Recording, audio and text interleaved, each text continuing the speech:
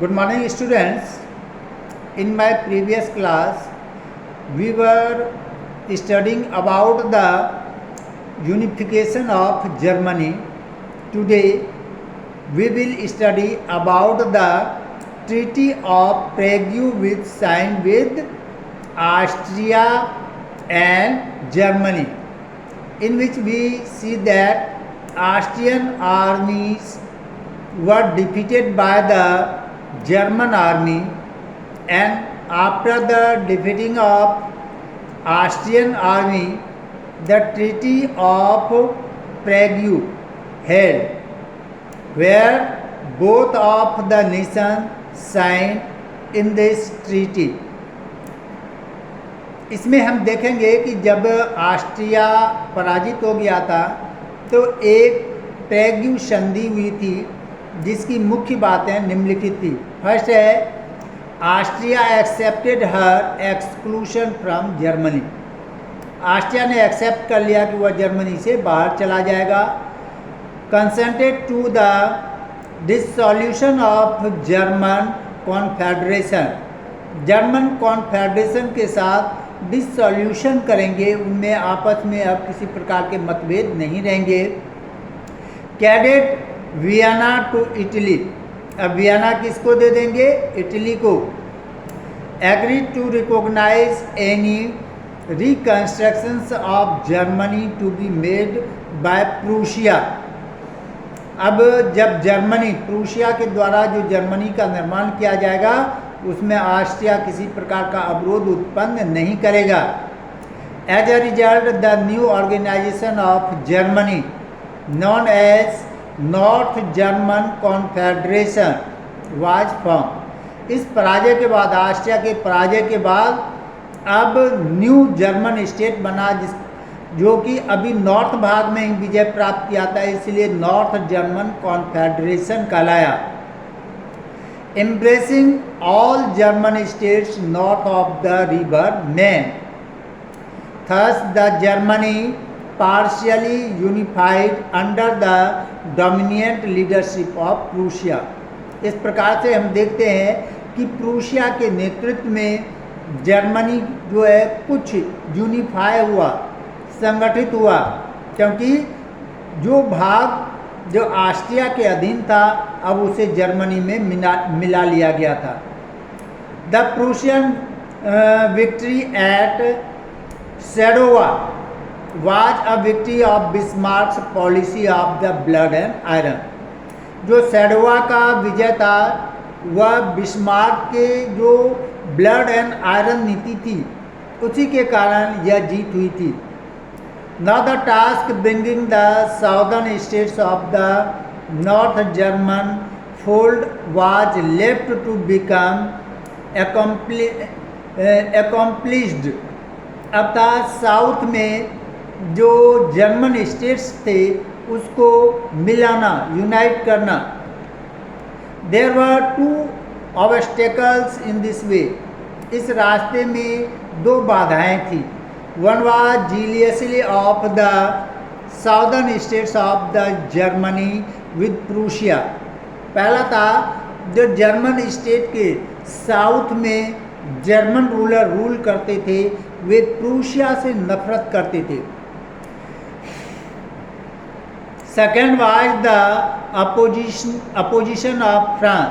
और दूसरा था कि फ्रांस जो काफ़ी पावरफुल था वह भी प्रूशिया के अगेंस्ट था, वह भी जो है जर्मनी का यूनिफिकेशन जो है देखना नहीं चाहता था। Which viewed the strengthening of Germany as a threat to her security. क्योंकि वह देखता था कि अगर जर्मनी का यूनिफिकेशन हुआ तो उनकी सुरक्षा में जो है यह काफ़ी थ्रेट रहेगा, एक भय रहेगा। The question of the Spanish succession provided Bismarck with the opportunity to make the southern German states feel insecure and compelled them to unite with Prussia against France। अब क्या हुआ, जब स्पेनिश पे बिस्मार्क ने अधिकार कर लिया तो साउदर्न पार्ट में जो जर्मन स्टेट्स थे वे भयभीत हो गए। अब वे फ्रांस के अगेंस्ट बिस्मार्क के साथ हाथ मिलाने के लिए तैयार हो गया।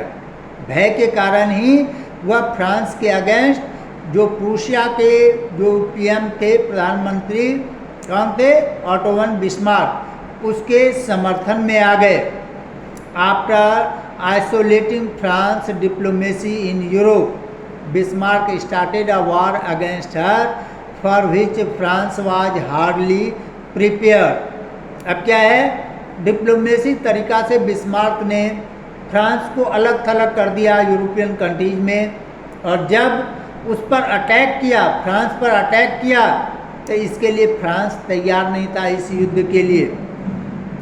Successive defeats broke the back of France, specially the defeat at sedan.